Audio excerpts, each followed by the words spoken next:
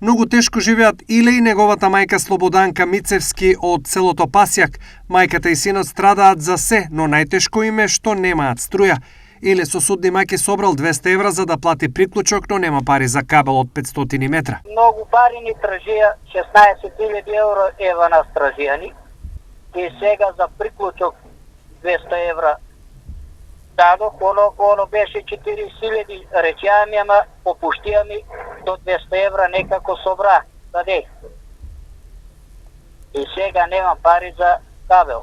Сега Иле до сите добри луѓе упатува апел да му помогнат да го набави кабелот. Па кој може да помогне за сите хумани луѓе за кабел? А јас ти си скопам тоа што е за копање кабело, само ми помош за кабел треба. Друго не ми треба помош.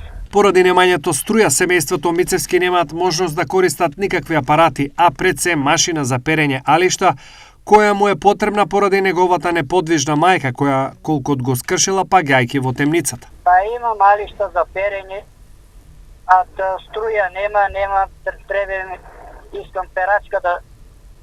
Она за тоа се и утепаот и немаше струја од темница, од темното.